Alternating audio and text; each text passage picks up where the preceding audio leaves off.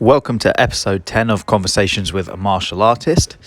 Today we are talking Taekwondo. We have my friend Brian Corridan, who is a 4th degree black belt in Taekwondo. He's going to talk a lot about the different styles of Taekwondo, what makes it unique, some history, and we're also going to talk a little bit about Brazilian Jiu Jitsu today as well. Brian is a blue belt, trains at Kingston Jiu Jitsu with me. Hence I know him. Really interesting guy, very experienced and lots of knowledge about the different kickboxing styles as well. Sit back and enjoy.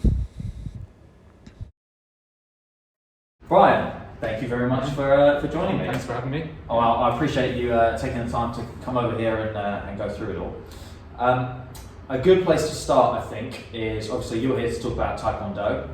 Probably a little bit of Jiu Jitsu, let's be honest. We'll probably wander down that path. But it would be great to talk about some of the nuances of Taekwondo as you see it to start with people that aren't that familiar with it. Taekwondo is probably known for being like a kicking martial art. Sure. And it's, I suppose we start with, there's probably two different types of Taekwondo. There's a WTF and ITF. Don't know, they obviously split sometime in the 60s, 70s, as martial arts tend to do in all sorts of different directions. The WTF style is probably what you recognise from the Olympics. Okay. So it's they've got some really flashy kicks and really speedy kind of movement and stuff like that. Less of the punching, so the punch of the body. But from what I don't know a lot about it, but from just watching what you see in the Olympics, there's not a lot of even though punching to the body happens, nobody really scores it. Kind of like Kyokushin karate, sure, but with probably less contact. ITF Taekwondo then is again a reasonably heavy emphasis on kicking. There's actually a lot of punching as well, punching to the head. So it's probably more akin to kind of American kickboxing. Mm-hmm. There's no kicking below the belt, so there's no leg kicks. But there is kick to the body, kick to the head, punching. Probably, in fact, actually, if you watch a lot of fights, nearly 50% of the action is punching. Okay. Very like kickboxing. So that's kind of the differences between the two. The other difference, I guess, between what you might see in other kind of kickboxing, like K1 or Muay Thai, is it's not full contact, so it's semi-contact. So there's an emphasis more on scoring than there is on making heavy contact. Yeah. So you make heavy contact every so often, but the way kind of fights are scored is if you score a kick to the body, it's the four corner judges would score that in their head because it's continuous. Okay. So it's different to, I'm not sure what the Olympic style is. Is that wrong? Yeah, that's very like one-on-one, isn't it? Yeah. Like point style and point style karate. There used to be point style Taekwondo, but I haven't seen it certainly in ITF. I haven't seen it in many years. Okay. So it is continuous. So it's almost like a racking up of the points. Who's getting the action throughout a fight. So there's a lot of kind of emphasis on scoring. You can't put your hands on the ground, so like if you fall, you'll get called up for it. You get penalties for getting driven out of the ring, falling over, turning your back, turning your head. Probably good habits to good habits, yeah. So that's kind of the nuances of it, in terms of what it's like. It's to be good at it, you do need to be able to vary your kicks. So you can be punch heavy, which is good, and you can get a lot of mileage from that. But you've got to be able to throw like body and head kicks. Yeah. Throw jumping kicks, spinning kicks, because they're what kind of really stand out to judges. Yeah. As opposed to a blitz style attack where you might land 4 punches, but it probably doesn't bring that same weight that a nice clean kick to the head will get you. And in Taekwondo competition, is there better like scoring put on different types of kicks? So if you're doing every competition is well, not every organization's competitions can be different. So it's typically a point for a kick. Punched. It can be 1 or 2 points for a kick to the body. It can be 2 or 3 points for a kick to the head or a jumping spinning kick. Okay. Yeah. So like a jumping reverse turn kick or wheel kick, if you want to, whatever you call it, that's more than likely going to score 3 points. So there is a kind of a rating of the different types of scores you can get from landing a kick over a punch, for instance. Yeah. Okay. So there is that emphasis towards the better, the like flashier, the more nuanced techniques. Yeah. And the thing is, because it's not full contact when you're punching, you're not going to rock somebody's head back. Yeah. And not so bad. With a kick, if you make clean contact to the head with a kick, generally it's seen even lightly. It's seen as being, people tend to pick those up. Well, especially some of the power that I've seen people generate with some Taekwondo kick, particularly some of those spinning. Yeah, because you can't control, like if you spin, you got to spin fast. Yeah. So you're throwing the kick with maximum power, whereas if you're throwing the body kick, typically if you throw with maximum power, you probably notice the difference is if you watch a fight, how much movement there is. In comparison to, say, Muay Thai or even kickboxing fight where you can throw leg kicks and stuff. Taekwondo fighters move around a lot. They move, there's a lot of movement, so they're harder to hit. It's not like a ring where you can get boxed into the corner of a ring. You can be driven out of the mat, but then you just reset the fight, right? You get a penalty, but you haven't been driven into the corner, battered, and you're not stuck somewhere. So the movement is quite a big thing, and just from I've done lots of kickboxing as well. That was a huge difference for me. I've been in a ring with maybe 6 or 7 pairs of guys sparring, and I felt like such a numpty because I'm barging into everybody trying to move. Everybody else is kind of fighting more, K1 style. Yeah, very square very on, solid, taking really the kicks, moving, returning kicks with punches. So that was something to get used to. I was so used to moving in and out and around and evading. Whereas actually a lot of it is take a kick, give a kick, Yes. So that's kind of how it works really in competition. And I suppose that's largely dictated or driven by the fact that it is a kicking system. It's all a bit more at range, isn't it? So it's more maintaining that longer distance range with the kicks. Yeah, the range is that's a good point actually. The range is very different. The range is probably almost a stance back. And in Taekwondo, you probably develop that skill to be able to close the distance. I've seen it. You explode like that. Yeah. There's all sorts of different. You'll see them do a lot of stance switches. Stepping forward, stepping backwards, around to your back, to create confusion. With your opponent. Like throwing a jab and then a kick. You have to develop all these skills to be able to get in quickly and get out quickly. Especially against that points basis. Well, certainly, to score points, yes, and even more so, you'll probably see if you've ever watched those kind of point-style karate fights, like Raymond Daniels or these guys, Michael Van Page. But back in the day, these guys would have been, whoever scores the first point, stop, you get the point. That's very much at range, and you've got to be super, super fast it's a real race. It's a real race to get there. In continuous, less so, but because it's a kicking style, you generally start out of range, you try and get in range, you kick generally to open up something, and then once you're in range, then you switch to boxing and then try to start throwing punches.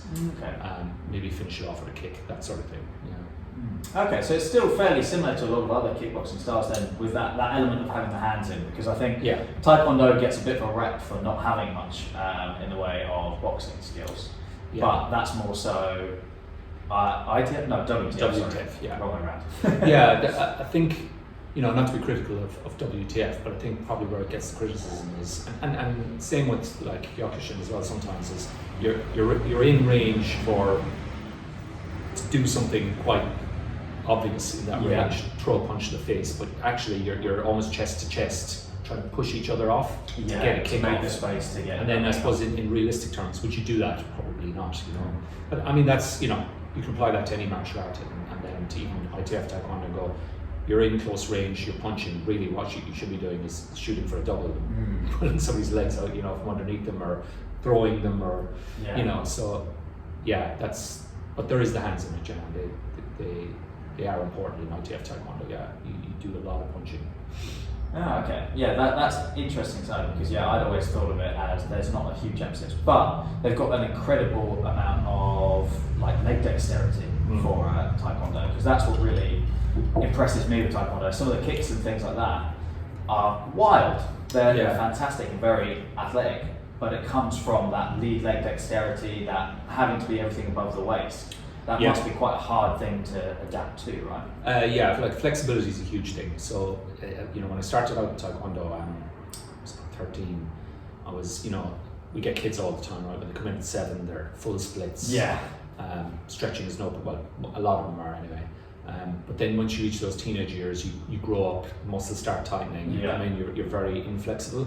So when I started, again, I was reasonably inflexible. And one of the things I did was I'd go to class, get super G'd up, but realise that I'm getting my ass kicked. Yeah. I'd have to go home and stretch, and I used to stretch every day for an hour, 6 days a week. Oh wow. Okay. Yeah, until I could do the splits. And once you could do that, it opens up a huge more range. If you're really struggling with your flexibility, there's a limit to what you can do. Like say a question mark kick. Mm-hmm. You can throw a front kick, great. You can throw Yeah. another front kick. But if you have something in your arsenal, then the next time to flip it to a question mark kick yeah. or something, you've got that option available to you that somebody who's not flexible doesn't have. That's not something really you get in jiu-jitsu. I mean, for rubber guard, right, maybe you need your hips. Yeah, Do all sure. sorts of things. But you can get It's by. different type of flexibility. Yeah, different type of flexibility. But look, flexibility will help you greatly if you can do all those things. But you can get by without it. But but it is in Taekwondo. It will limit you if you're not flexible. Yeah. So if you're going to be successful, you're going to have to do your own stretching. You're going to stretch at home and do all that sort of stuff, and make sure that you're doing dynamic kicks all the time to increase your range. Because of course, dynamic stretching is as good as static stretching. Yeah, I was going to say. So, what type of stretching and stretching routines do you tend to recommend to your students? You say go home, stretch every day, like you do for an hour, or are you saying? Yeah, I mean, you'll. If you've ever seen me on the mats, the first 10 minutes before class, I'm doing all sorts of stretches to kind of make sure I don't seize up in the middle of the class. But yeah, for kicking, we generally, I tell them do kind of what we do in the class. So for like 10 minutes, we'll go hard on kind of cardio hit type stuff, just to get fully warmed up, and then we'll start with some like leg swings up to the front, up to the side to warm up the adductors, hamstrings, and then sometimes we'll stretch. I mean, strictly speaking, you probably should do static stretching before you do a whole heap of stuff, but just to get people in the mindset of stretching, we'll do stretching in the class, not after the class. I know in jiu-jitsu sometimes we'll do it at the end of the class, which is good, like a warm down stretch. But I'll do some stretching with them, and then I'll tell them, people ever do it, but I'll tell them you should be doing kids. It's always well, probably these days it's different. When we were younger, you're going to be sitting at home watching television. Why not watch television while stretching? Which is what I used to do when I was small. Like I used to sit across 2 chairs, television on, trying to do the Van Damme splits. But but I guess they're on their phones and computers now, which probably isn't amenable to stretching. But we do encourage them. But so you just build your own routine at home. And a mix of dynamic and static. Yeah. So I guess you want the strength there as well to be able to hold that leg and right? I mean, there's different exercises we do for leg strength then to be able to keep your leg up in the air as well. For like your outer thigh muscles, whichever one that is. So like we'll stand with one leg on the ground, have your leg out, and just move it up and down. Around in circles and things like that. Figure eights and stuff. Which is good for leg strength. Again, in our warm-ups, we do a load of leg stuff as well. So I'll get people doing, box jumps and like jumping squats, jumping lunges, burpees, like loads and loads of burpees. Yeah, that makes sense. People do burpees just because I love them. It's cool. So those sort of things to increase their leg strength. Because like flexibility without strength is limiting as well. You can be really flexible if you can't hold your leg up, or if you can't throw with power. You're not going to be able to do what you need to do. And I suppose as well, Taekwondo, it's more of a snapping style kick as well, right? Yeah. So they're that faster paced chamber, rechamber type. You'll see a lot of that. You'll see people throw consecutive kicks more than you will certainly in Muay Thai or any other one where your leg can be grabbed. So you can't grab a leg as well. So that's a worked for ITF. Wouldn't be recommended if you were to get into an actual or an MMA fight. But so if you're out of range, you might you can get the key is to a lot of the times get your leg up first. Okay. So if you can get your leg up first, you're halfway to extending your leg if the other person's foot's on the ground. So you'll often see people pumping their say their side kick or their roundhouse kick coming in. And then what you try and do is hop when you're doing it so that you can cover distance. Yeah. Now there's counters to that, there's ways of getting around. It's not a foolproof strategy, but that's a way of people getting the first kick off. And as well, you might throw a kick to the middle of the body. If you can keep your leg up, people always expect your foot to go down. Yeah. So that, like, I'm always training people going, right, throw 2 kicks if you can.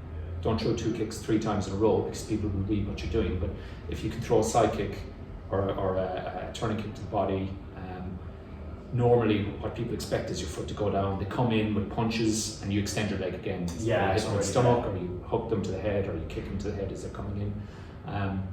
You see Stephen Thompson will do that sometimes as well. Yeah, fantastic. You'll see more than 1 kick off one movement, as opposed to putting the foot down and then throwing another kick.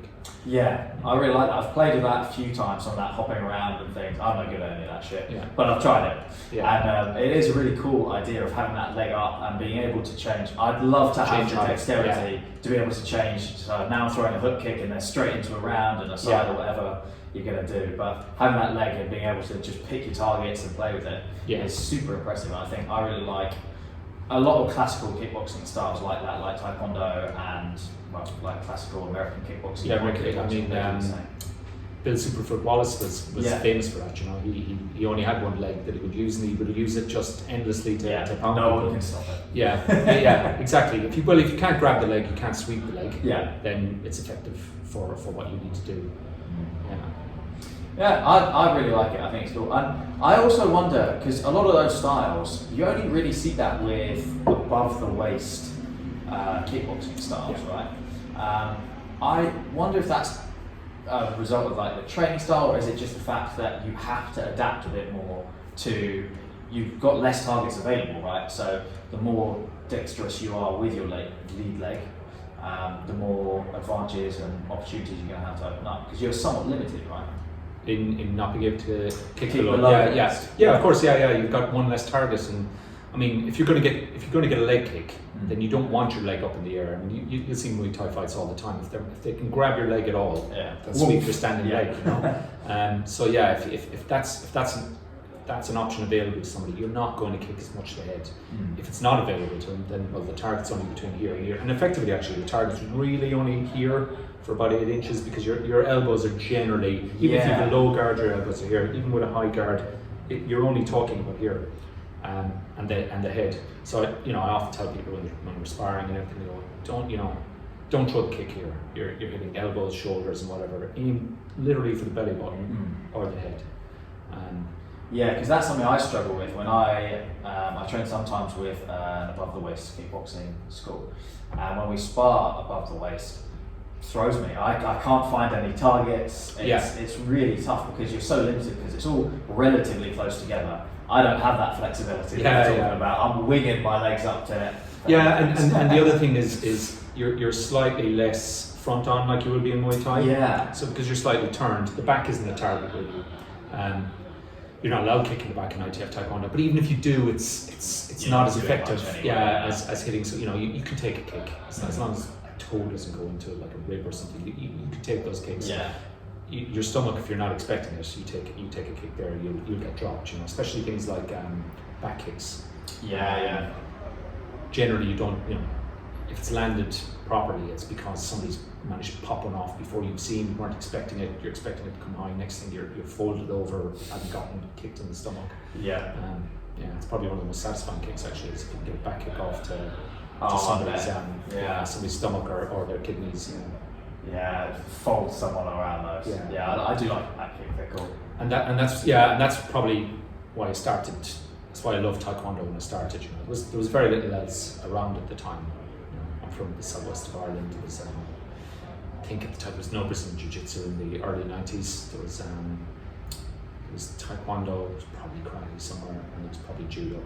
So they were the classics. The classics, And so I ended up at the Taekwondo school, and I think I was 13, and there was an 11-year-old black belt. And so Taekwondo gives out black belts quite early, and a lot of them are, almost time served. Sure. Not really meriting it.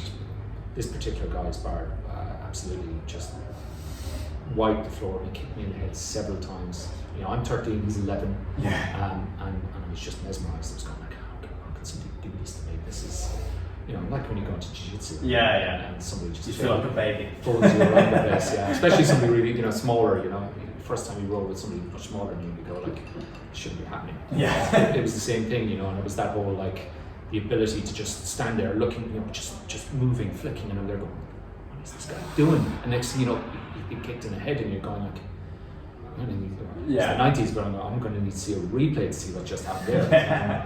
and that's kind of why I really I really enjoyed doing it. I was going, this is crazy.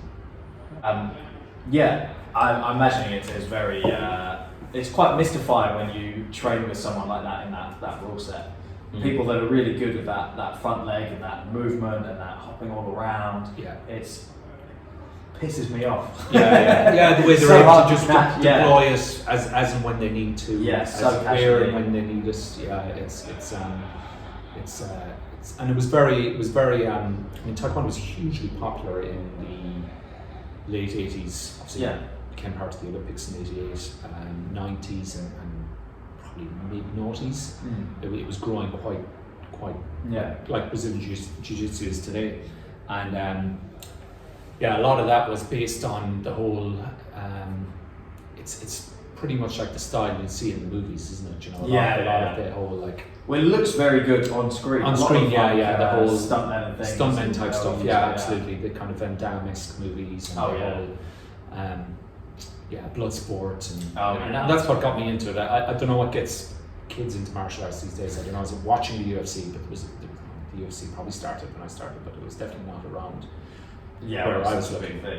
And it was just watching these like best of best and blood sport and you know, the kickboxer and all that sort of stuff, and you know, you're watching these Van Damme throwing these kicks to the head, and you're going, how plausible some of these would have been to land. It's questionable. But the more that you know, the more you look back at it, you go. but at the time you're going like, wow, imagine being able to do that. That's crazy.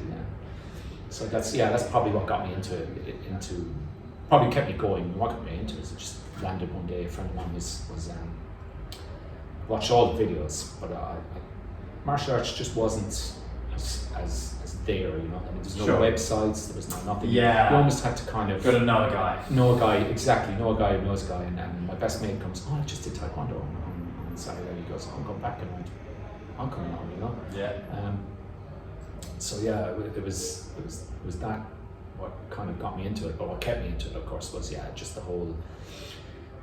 And it was at that time it was attracting like savages, you know. It's probably been spread out now more, isn't it? You know, there's lots of savages in the Brazilian Jiu Jitsu club right now. There's plenty of savages going to MMA clubs and stuff now. So you probably get it less. I definitely see it now. But back when I first started, you know, all the savages did, you know, Taekwondo or whatever the club was in their town, and it was like super competitive. You know, it was. You know, in the tranche of teenage kids I was in, it was just like a class full of black belts who were like really, really high level, you know. Some of them went on to win world championships and things like that. They were really good, you know, from a small town, but it was just bringing that kind of kid who was super motivated to like have a good dust up, you know. And that was kind of where it's probably softened a little these days, but back when I was younger, like, you know, when I'd come out of training having been bashed up, you know, black eye and all that sort of stuff. That's what I loved, you know. Absolutely. Those are the best sessions. Where you're like, kind of regret my life, but. And you have to be that kind of person. There's lots of people don't like getting hit. Lots of people don't like that kind of element of things, and that's perfectly fine. But the sort of people who excel or stick with it are the sort of people who love, you know. Again, same with jiu-jitsu. You know, when you get strangled 15 different ways, and you just come out of there going. Got 15 different problems I need to solve. So much to do. Yeah. And have you just been consistently working Taekwondo since then? When you were 13, did you say? No, I was I stopped training when I was about 22, 23. And I went travelling and things like that, and I moved to the UK first, and actually I couldn't find any Taekwondo, so like kickboxing, And then I went traveling, came back to the UK, started training Taekwondo again, and then I started doing masters and things like that for a few years. Probably took about 4 years off again there, and then I'll be back at it probably since 2014. Okay. 2013 and 14, yeah. So probably 20 something years. Yeah, just bits and pieces here. Yeah. Trying to get it. So a big chunk at the start, and then a period where I wasn't training much over a few years, and then the last 10 years probably pretty much full time at it. Yeah, but I probably never trained as hard as I did when I was a teenager. You know, I felt I did the same. I did Taekwondo as a kid, and that's very similar to Taekwondo. I think some of the Taekwondo schools came out of it because I think there's 5 original Taekwondo schools or something. There's the old myth. I can't remember. I read a book on it one time. So it's in there somewhere, but not reliable enough for me to quote. Yeah, like bacteria in a petri dish. You know, they just go everywhere. Yeah. But the point is, my Taekwondo is very similar kind of stuff, and I still don't train half as hard as I did as a kid, and I don't know how I did it when I was a kid. Yeah, there was you know, I tell my son that we used to do we used to fight in lots of competition, international competitions and stuff like that. So we had squad sessions for the you know, the Irish team or whatever, and we used to go to those, and this was like extra training. Obviously we did normal training, but this would happen on a Sunday for probably 2 or 3 hours, and we used to train so hard. It's one of the few times I vomited after training. Nice. Just train like, and we had my instructor at the time was a really inspirational guy. Like he's I mean, I'm guessing at the time he was probably 26, 27. He was only 10 years older than me, and I thought he was like more mature than Dad. You know? Sure. But like he would be shouting at us, you know, while we're doing bleep tests and things like that, you know, and you're just about to give up, and he goes, you know, how much do you want it? You know, the other guy's training harder, and you'd have to go, no, sorry, it's not. Yes, he wants it more, and you go, no, he doesn't. But that would release that extra 40%. Yeah, you were just about to give up, and he'd be shouting at you, you know, in an encouraging way, not an abusive way. He'd be going, like, the other guy wants it more, and you're going, no, he doesn't. Yeah. Bang. Another 4 rounds of bleep test or whatever until you nearly pass out, and look at you and go, right, you probably have given up. All right, no, they'd be just savage sessions, like just getting tooled up, like they still love them though. Yeah. That's old school though. That's what I like. Yeah, I wish there was more of that going on now. I mean, I can't hack it, but I'd love to try. You get. Obviously, so much age sign, but I did have to stop. I remember I was training K1 kickboxing club, and I'd only been a few times, and I went one time, and there was kickboxing for an hour, and then it was stay on. It was a Taekwondo instructor who actually said he goes there all the time. You know, he was a good boxer as well, and he said, "Yeah, come along," you know. And so we sparred then for an hour, and there was a ring there. We sparred outside. And some guys would only want to do boxing. Some guys who kickboxing was MMA guys there as well, and I hadn't been back training long, so I was very much relying on all my old knowledge, none of fitness or whatever, and I just got absolutely smashed up. My nose was bleeding, running, and whatever. My face is just a mess, and I come out of training. My wife's in the car. I get my t-shirt, and I just start going, "I'm sorry, I have to blow all the blood into my t-shirt," and I'm thrilled with it. She just looks at me and goes, "You gotta stop this. You can't go here anymore." And they're going, Nice. It's the rocket up to work the next day with your thumping black eyes and blown up nose. And I used to have to do that, you know. I remember when I was in university, I was doing my final year, you know, you do final year project, and I had to present it, and so the week beforehand I came in, a big massive black eye, and my supervisor, who didn't really like me, probably for a reason. He says to me, he goes, "What were you at?" And I'm like, no, seriously, it's Taekwondo. It's like, you know, blah blah blah. And, you know, he's an academic. He didn't get it at all. It's just they're like, look at the state of you, it's right. So I went through the whole week. I was getting a little bit better. Back in the gym for the week or the weekend, another black eye, and I'm presenting my final year project on like Tuesday or something. Come in on the Monday, and he just looked at me and goes, "Trying to work out, is that the same one?" No, that's Taekwondo. Like, because I'm a student, he obviously thinks I'm just scrapping on the base, brawling, yeah. And like I'm having to present this. I'm in a suit as well, you know, presenting it to doctors and professors and stuff like that. And I'm just stood there with a giant black eye, kind of like, yeah, I look like I've been released from prison for the weekend, you know. Sounds funny. Yeah. But at the same time, that's never bothered me. Never all the black eyes and injuries, and what injuries are different, but all the bruising, never concerned me. It's more so how it presents at works and things. The only time I've had issues, I'm like, I probably should address something like that. I need to take it easier. I need to stop seeking out these guys who probably are going to. And did you? So you said you did some competitions for Taekwondo. Did you ever compete any other rule sets as well when you were doing K1 or anything? Or was that just training? No, that was just training. Yeah, I probably, to be fair, we were just getting into kickboxing competitions in Ireland when I moved to England, and so a lot of the guys I used to train with actually went on to be, quite successful in kickboxing as well. Oh, cool, yeah. But no, I never really got the opportunity. I suppose, like in semi-contact, you can kind of waltz in and out of competitions. I mean, the last competition I did, I think it was 36. I entered like the UK Nationals. For the hell of it. And so overall, I was like 78 kilos. I should be fighting at maximum 70 kilos. Right. And so I entered this, and I fought some guys 6'2", and reach is a huge thing. You can especially in Taekwondo, I imagine. Yeah, it's a huge thing. Right. Yeah. So like you generally try and fight as light as you can, and I got quite a few kicks to the head, and I knew it was my time then.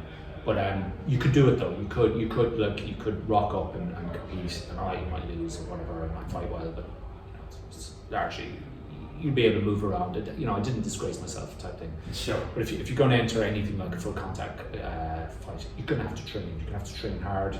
Like if your fitness level isn't there, you're wasting your time, because all that'll happen is you gas out. You do great. You pop a few punches, kicks. You start really well, but kicking and punching longer than a minute it's tiring. Is tiring, yeah. And if you don't have a high level of fitness, then you're going to spend the rest of the round losing badly. And so if you've got more than like 3 rounds of a fight, you've got to. And I never really did when I was kickboxing. I was casually kickboxing. I was kind of training 4 nights a week, 5 nights a week that you would need to take a fight. Yeah.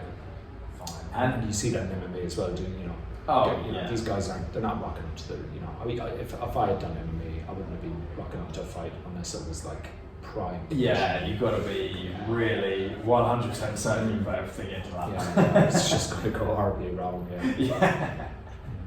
And for Taekwondo competitions, how do they work? Are they rounds? Is it just one continuous round? Yeah, it's normally 2 to 2.5 minute rounds. Okay. I think for kids it'd be 1 round, but it's 2 to 2.5 minute rounds, and it's continuous. So the referee will only come in and break it up if you go out of the ring, you fall over, to give you a warning, or you turn your back and your opponent's blitzing you or punching in the head. Those sort of things. But generally, if the two of you are dusting it up and nothing is outside of you, you just crack on. Yeah. So it's continuous, but you probably have like 5 or 6 breaks where it needs to be reset and off you go again. Okay. Yeah. So it's like 2.5 minute rounds, but it depends on the competition. But it's flat out for those. You've got to give it your all. You can't sit back. It's very different to kind of MMA where in a 5 minute round you'll often see you can come straight out of the bat, but generally there's a feeling out exercise done. There's a kind of, you have to pace yourself more. You explode, then if you're really tired, you might shoot or do something to kind of get your energy back. But in a two and a half minute round, you got to go. All in. Go for it. Yeah, and it is. Yeah, it's pretty exhausting. So how much fitness focus do you put into your classes then when you're teaching? Yeah, a lot of fitness. Yeah, you've got to be fairly fit. So like the warm up in a class will be probably 15 minutes, but it'll be 15 minutes solid. So it'll just 15 miserable minutes. 15 miserable. Yeah, I try to make it as miserable as possible. Suicides, burpees, as many squat thrusts, as many different things as I can mangle in there. And all quite explosive. Yeah. I mean, some of them be similar. If we do quite a decent warm up for wrestling. Okay, on Sunday or something like that, Jiu Jitsu. It'll be reasonably similar to that without the mats won't be out, so we won't be doing any rolling or any of that sort of stuff. Like it'll be just up and down the hall or just doing non-stop kind of cardio, changing it from upper body to lower body so that you're not really getting there's no break. You're just going hard for 15 minutes. And then if you're hitting pads or paddles or any of these things, it'll be reasonably high intensity. So you have to go. You'll be building your fitness up from doing that, and as well as sparring. So we'll always do a bit of sparring is always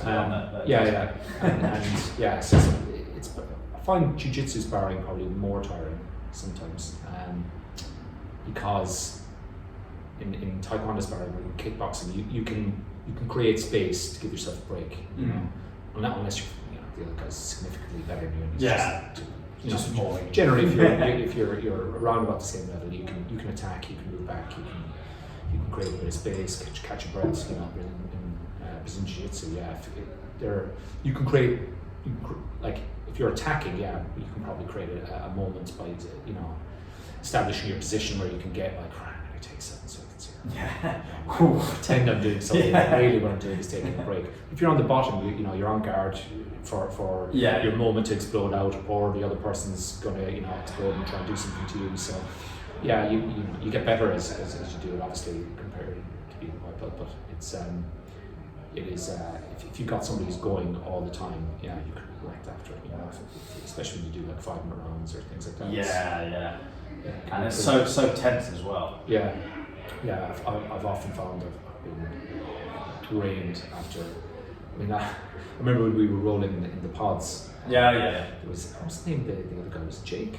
Jake. I remember he tapped me. Sorry, I tapped because he took my back, he me flattened out, and I was like heaving. I couldn't even breathe. And I just tapped him. He's looking at me going, I'm not sure. Did do anything. They're going to do that. I had, like, if you put your finger around my throat, I so like I've definitely tapped from exhaustion. Got a few taps.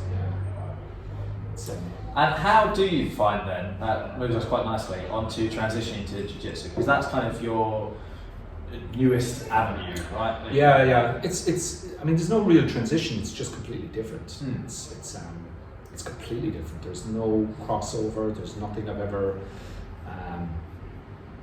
done really that when I rocked up the first day I go, I can use this. Whereas everything's new. So the transition is more just about just doing it, I mean, I've probably found it harder on my body than kicking martial arts, because I've always trained that way. I was going to say, you've got that wired in. Good flexibility, my hamstrings are fine and things like that. But I've had probably the biggest thing. It's probably actually evened out now that I've developed a reasonable low level of skill.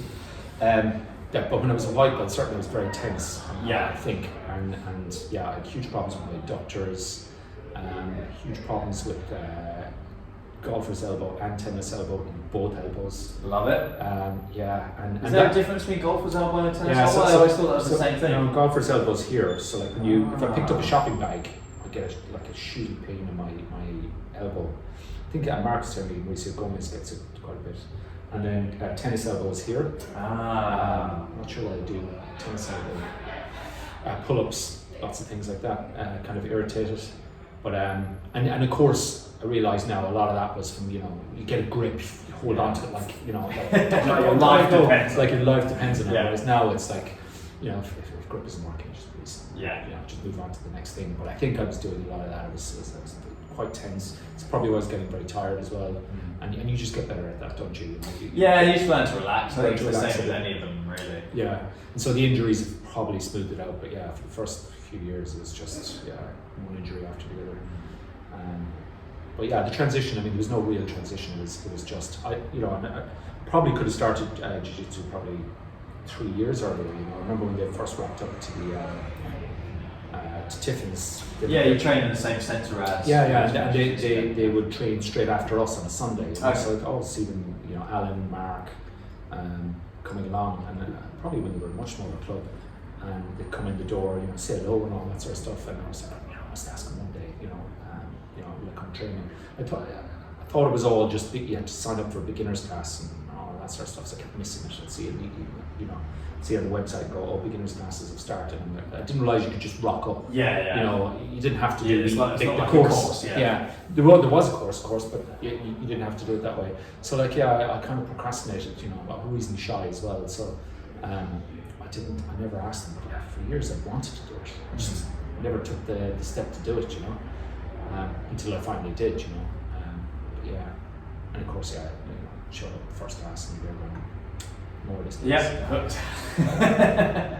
The rest is history. Yeah. And I suppose it is quite nice for you as well then, because you've got two very different styles now that you practice. Yeah. So you've got a very close range, obviously, and that further out range as well, Taekwondo. I suppose, not having that overlap can be quite a good thing for learning it. You can very much be a full beginner on it. Yeah, I'm not sure. I mean, I'm guessing, although I don't think, you know, people with judo or wrestling backgrounds necessarily suffer from, probably really benefits them. But when you have no overlap, it gives you the opportunity to, you know, be humble as well. You know, you got to be humble. I show up to the first class, I'm a white belt, and that's it. You know, anything I know about anything else is of zero use to me on the ground. So it's it's beneficial. In some ways, not to have you know, maybe you might even have a small bit of ego then, you know, in the sense that like you don't want to get tagged. I'm really good at judo. You know what's happening here. I'm really good at wrestling. You can just show up and go, listen. I'm a beginner now, and that's it. And I've enjoyed being a beginner. And learning from scratch as well, because you know, I don't compete in Taekwondo anymore. You know, just too old. But what about jiu-jitsu? I'd like to. Yeah, I want to be training 3 or 4 times a week. I think to do a competition. I just don't have the opportunity. You know, I've got 3.5 hours a week. I've got committed to Taekwondo. You're obviously teaching Central London. So family, stuff like that. You know, I can't train on Monday or Tuesday. Usually, I teach on Thursday. So I've got a limited number of classes. But the type of work I do, you know, is hopefully one day we were pricing a project in Kingston at one stage. The main reason was hopefully we'd get it. Place me there. I was on it to win it. I was going, if we win this job, like, you know what I mean? Like 6 o'clock classes, I can go to these now. But we didn't. But I'm hopeful that we get a project that's closer where I could actually. Just keep coming back this way. And moving back to Taekwondo then, because obviously, so Taekwondo I think is a relatively new martial art. Well, I say relatively, as in I think 1955, something like that. Right, 1900s. There's quite a lot of Korean culture that goes into some of these Taekwondo schools as well. Is that something that you guys keep up as well? Yeah, there is. It's a lot of the commands we give. You know, like you probably see in judo as well. Like a lot of moves are we have the names from Korean. You have to learn them off.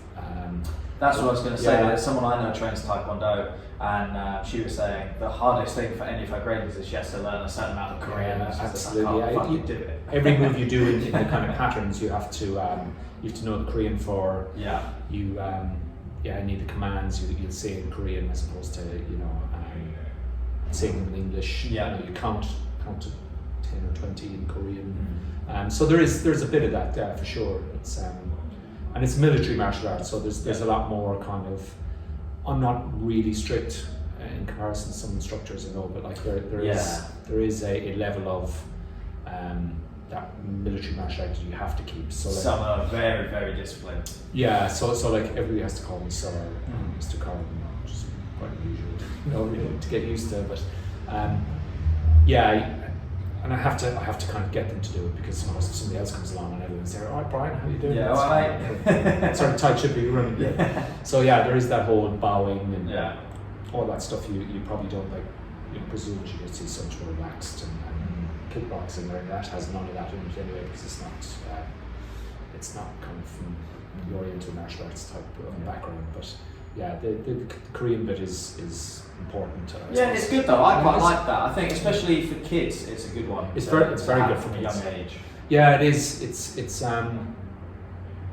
important that kids learn discipline and respect. There's like an oath we say at the start of Taekwondo that goes through like courtesy, integrity, perseverance, self-control. Okay. You make the kids say it, and you have to explain to them what it is. But like respect is a huge thing, so that they, even if and you get a wide range of kids. You get some kids are coming to class and they're like, I'm here to learn. I will do exactly what you tell me. And then you have other kids that are a bit more distracted and or disruptive sometimes, and making them say these things and reinforcing that message kind of gets them to understand that this isn't home. You have no right to be here. So if you don't behave yourself, I won't be screaming and shouting at you. I'll just be telling you need to sit it out for now. Sit out the whole class, whatever the measure is, to kind of get them to understand that you're the instructor, not mom and dad. Yeah, they'll do what they're told here. If they won't, tough luck. And largely, never really had any issues with that. But yeah, it's very important for the kids. Yeah, I think those kind of cultures and those clubs always work really well, because you've already got that established as like a base. Yeah. You very rarely get super bad behaviour. Yeah, and even we were at a competition last weekend, kids competition, and one of our students won his fight. It's his first competition ever, and beat the other guy. And I don't know, was the other guy expecting to win or whatever? But anyway, when his hand wasn't raised, he lost the plot, wouldn't shake his hand, and he put his hand out to fist bump and just hit his hand away. And I was just there going, I think it was with the kid's mom, was just there going, if that happened in our club, if he didn't come and apologise, he wouldn't be welcome back. That sort of, and that was taught to me. I mean, we went to competitions, if that happened at a competition, I'm telling you, my instructor would have opened me up. Yeah. That just wasn't allowed. Just respect was just a huge thing. Yeah. You would, and I do remember him actually kicking out one or two students. Oh really? Yeah. It was just no messing around. It was severe kind of military martial art approach. Everybody, you had to have your dobok is what Korean for gi is. Yeah. So you had to have it. You had to have it ironed, clean. Yeah. You wouldn't show up. You wouldn't. I know we get the emails from the guys in Kingston to say, wash your dobok, and it seems obvious, but I'm guessing people don't. Yeah, obviously. But you just wouldn't get away with it. No way. If you rocked up in a dirty dobok, you'd just be gone. Or late. Being late was like. Oh yeah, we very much had the same thing growing up. Our instructor was no joke. Yeah. You would regret being late. It's better not to come. Just turn around. Better not to come. Yeah, absolutely. Being late was being late was so bad. But no, it was a small town. It used to take us about 7 minutes to get to training. We were like under a kilometre away, no traffic. But we, in order to avoid being late, we would be there 20 minutes early. At the back of the class, warming up, not talking. There's no if you're talking during the class, game, shooting the fence. We'd be at the back, warming up, practicing, and that kind of set the example as well. It's a big thing I kind of drum into my higher level students is, you're setting, because we line up at the start of the class in order of rank. Is like when we're doing any of the exercises, I say to young black belts or son or anyone else, is everyone's looking at you. You're setting the example, and the more of a savage you are, the more you're kind of elevating everybody up. You know, if you're slacking off, people are seeing you, they're slacking off. And so when we'd be at the back of the class warming up, it was the savages who were there doing it. So you were there going, right, I want to be there. So you would come 20 minutes early. And so next thing the class is full before it's even started. You know, nobody rocking in 5 minutes late or that sort of stuff. Yeah, that was brave enough. yeah. I mean, it's a bit different, I think, in Kingston because it's the traffic's like around there sometimes as well. Like you can be 20 minutes early, you can be 10 minutes late, and you can leave at the same time. So I'm a little less, whatever. I'll give people burpees. Definitely. Burpees is the advice, right? Good to know. Okay, fantastic. And forms as well, because that's something that is always talked about. How much work do you put on forms versus sparring? Because I know there's different elements. I hope my instructor's not watching this. We do the forms. They're called patterns in Taekwondo. Yeah. We do a bit on them. I've always been sparring biased. I love sparring. When I was growing up, we would we had an hour and a half long class actually. So we would kind of same format, intense warm up, maybe a bit of stretching, practice some kicks, punches. Then we would do forms for 20 minutes or half an hour or whatever. And then we'd spar at the end of the class for half an hour and just go mental, And so I love that. So when I first came over here and trained, this is the second organisation I've trained over here. Okay. The first one, we would spar once every 4 weeks. So I bring my sparring pads to class every week and we'd go through the whole class. And I'm pretty sure we used to train for that was a 2-hour class. And I'd always leave gutted, all I wanted to do was spar. And then I moved closer to Kingston, showed up at this club, and the guy who was running the club at the time, we would spar at Kane, in the best case every second week, every third week. Right. And I hated that. I mean, they sent out my wife will laugh now, and she listens back to this. They sent out a questionnaire going, what do you enjoy most about our class, for feedback? And I went, sparring. And what do you like least about our class? I was like, not sparring. For me, it was, I love kicking things, and I kick pads as well, probably is just as much really for, building up power. But I do the patterns and all that sort of stuff, and especially at my level, they get quite technical because you've got to do. Because there's loads of them, isn't there, for Taekwondo? There's kind of 9 or 10 up to black belt, 1 for each grade. Okay. And there's 3 for every black belt you do. So for my grade, I get to do 18, 19 patterns. It's a lot. And they get significantly more difficult for black belts. So really what you're testing in black belt is for different grades of black belt is your technical skills, not your ability to brawl it up, if you want to win competitions. So there's a lot of really kind of difficult moves where you have to hold your leg out, spin 180 degrees with your leg in the air, jumping split kicks and that really tax you, So that bit I like about them, but I know there are certainly the clubs do way more of patterns than I do, and it's probably just because of my bias towards hitting things. That's fair enough. I'm with you. I mean, the forms and patterns and things all have their place, but you can't beat a bit of sparring. You can't. you can't, and it's important. Look, I mean, the reality is nothing will ever prepare you for a real fight, because your adrenal gland's going to set off. Your heart's going to start pumping. Your flight mechanism. You never know what you do, but the only thing you can rely on is training.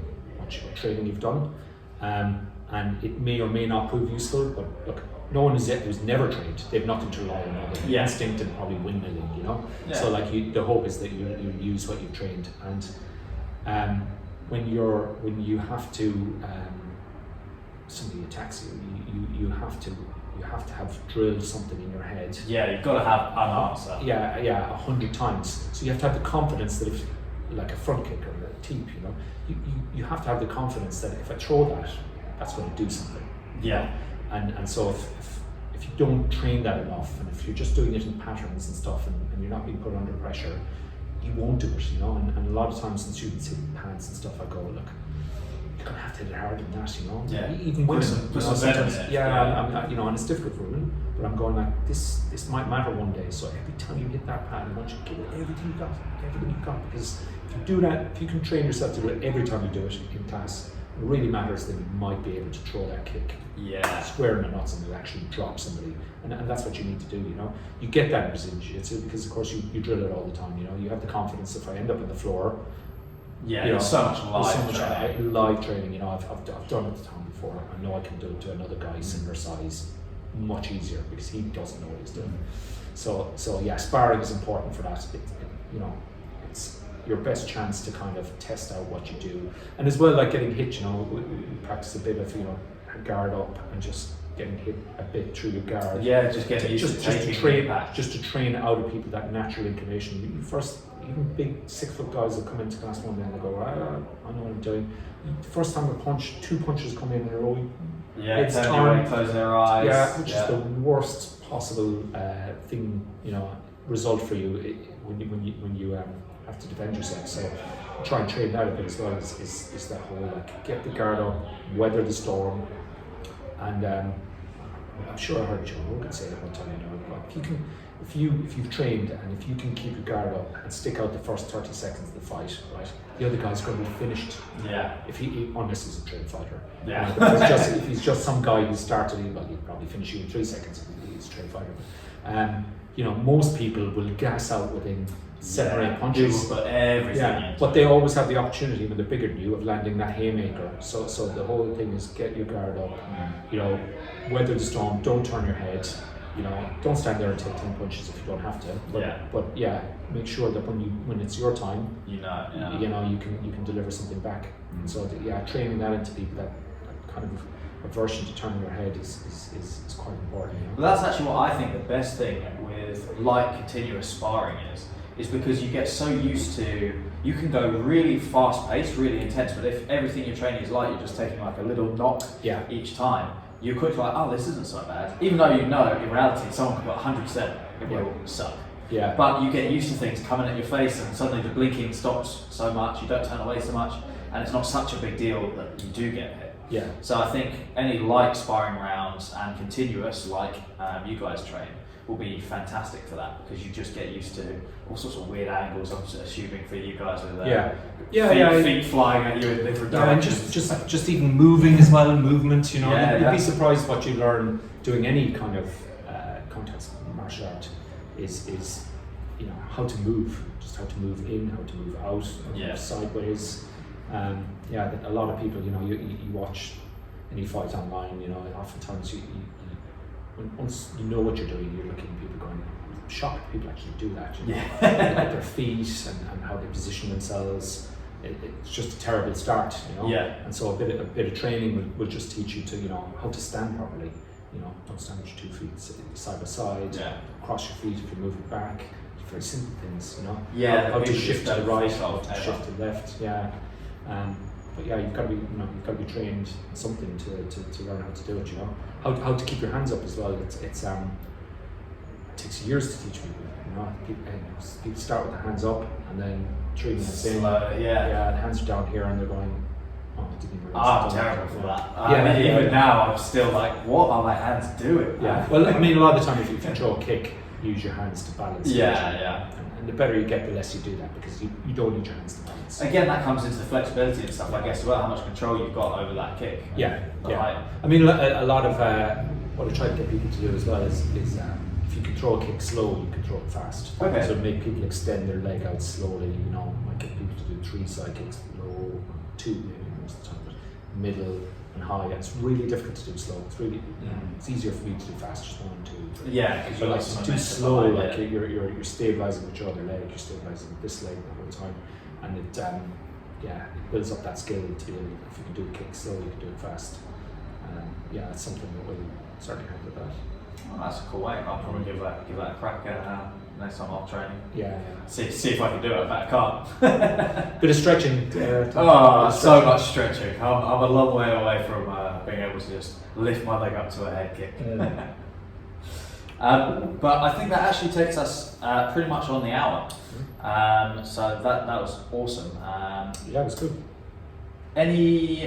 Where is the best place for people to follow you? I'll put all of your Instagram things on there. That's the I mean, Instagram is probably the big one. I think we're at Hogan's TKD Kingston.